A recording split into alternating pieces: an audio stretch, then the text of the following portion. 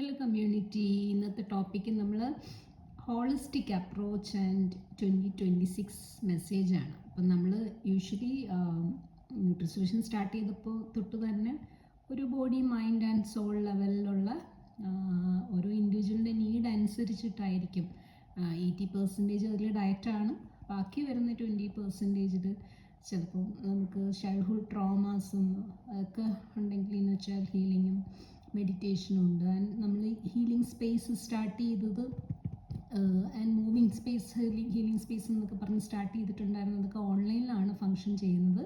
Free meditations ഉണ്ട്.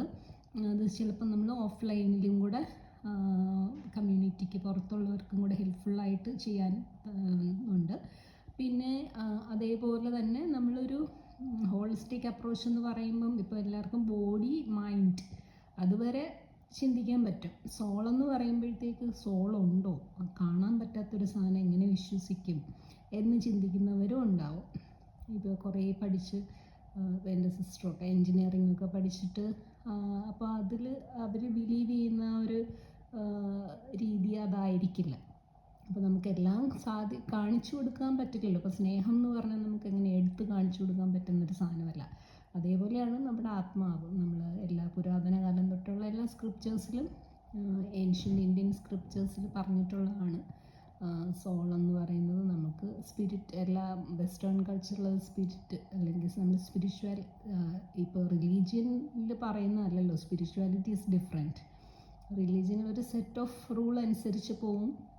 Spirituality എന്ന് പറയുമ്പോൾ ഓരോ പേഴ്സൺ ഫീൽ ചെയ്യുന്നതും, അപ്പോൾ എൻ്റെ കാര്യത്തിലാണെങ്കിൽ ഒരു മിസ്റ്റിക്കൽ എക്സ്പീരിയൻസിലൂടെ പോകുമ്പോൾ എനിക്ക് ബിലീവ് ചെയ്ത കാര്യം, എനിക്ക് അനുഭവത്തിൽ വന്നിട്ടുള്ള കാര്യങ്ങളായിരിക്കും ഞാൻ വിശ്വസിക്കുന്നത്. പിന്നെ റിലീജിയൻ പറയുന്നത് ഞാൻ നോക്കുമ്പോൾ എല്ലാത്തിനും ഒരു സയൻറ്റിഫിക് ബേസ് ഉണ്ട്, വെറുതെ പറയുന്നില്ല. എല്ലാത്തിനും ഇപ്പം നമ്മളൊരു ഏൻഷ്യൻ്റ് അല്ലെങ്കിൽ മോഡേൺ അല്ലെങ്കിൽ സയൻസ്, സ്പിരിച്വാലിറ്റി ഇതെല്ലാം കണക്റ്റ് ചെയ്തുകൊണ്ടുള്ള ഒരു രീതിയായിരിക്കും നമുക്കൊരു ഹീലിങ്ങിന് എപ്പോഴും ഹെൽപ്ഫുൾ ആവുന്നത്. ഓരോ പേഴ്സണും ഡിഫറെൻ്റാണ്, അവരുടെ നീഡും ഡിഫറെൻ്റാണ്.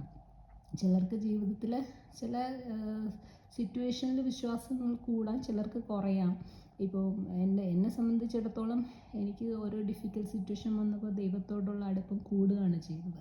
എൻ്റെ കുട്ടികളാണെങ്കിൽ അവരെ ഞാൻ മടിയിലിരുത്തി നാമമൊക്കെ ചൊല്ലി അങ്ങനെ വളർത്തിയതാണ്. പക്ഷേ വിഷമമുള്ള ഘട്ടത്തിലൂടെ കടന്നു പോയപ്പോൾ അവർക്ക് ദൈവത്തിനോടുള്ള വിശ്വാസം ഇല്ലാണ്ടായി. അപ്പോൾ എനിക്ക് വിഷമമുണ്ടായി. പക്ഷേ അവർ പിന്നെ 20 ഇയേഴ്സൊക്കെ ആയപ്പം അതിലേക്ക് ഒരാൾക്ക് വിശ്വാസം വരുന്നുണ്ട്. അപ്പോൾ ഒരുപാട് നമുക്ക് ഫോഴ്സ് ചെയ്യാൻ പറ്റത്തില്ല. ഓരോരുത്തരുടെയും വിശ്വാസങ്ങൾ, അവരുടെ അനുഭവങ്ങൾ